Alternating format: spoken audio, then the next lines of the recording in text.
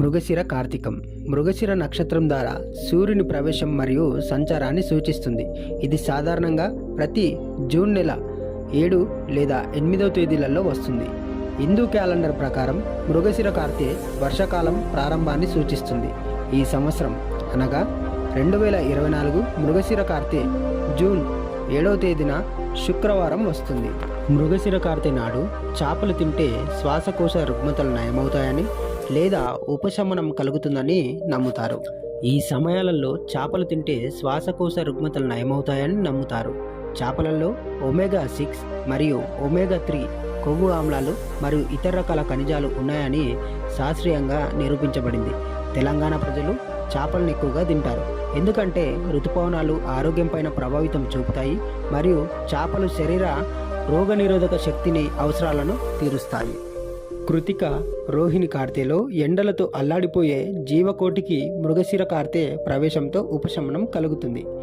వర్షం ప్రారంభానికి సూచనగా భావించే ఈ కార్తెలోనే నైరుతి ఋతుపవనాలు ప్రవేశిస్తాయి. దీంతో వాతావరణం చల్లబడి ఖరీఫ్ సీజన్ ఆరంభమవుతుంది. మృగశిర కార్తె ఆరంభమైన రోజును వివిధ ప్రాంతాలలో మృగశిర, మృగం, మిరుగు, మిర్గం పేర్లతో పండగల జరుపుకుంటారు.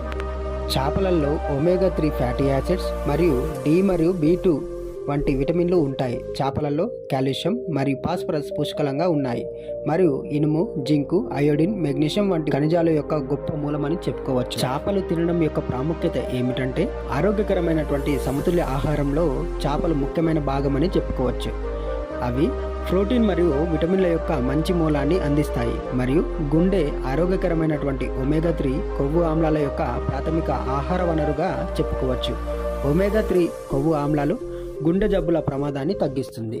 మానవులకు చేపలు ఎంత ముఖ్యమైనవి అంటే ఈరోజు చేపలలో calcium, phosphorus, zinc, iron, selenium మరియు అయోడిన్ వంటి ముఖ్యమైన ఖనిజాలను అలాగే విటమిన్లు A, D మరియు Bలను కూడా అందిస్తాయి. తద్వారా పోషకాహార లోపం మరియు నాన్ కమ్యూనికేబుల్ వ్యాధుల ప్రమాదాన్ని తగ్గించడంలో సహాయపడుతుంది. ఇవి అధిక శక్తిని తీసుకోవడంలో కూడా సహకరిస్తాయి. మృగశిర కార్తె సందర్భంగా ప్రతి ఒక్కరూ మీ యొక్క ఆరోగ్యాన్ని మెరుగుపరచడంలో చేపను మీ డైట్లో చేర్చుకోవడం చాలా మంచిది. Thank you.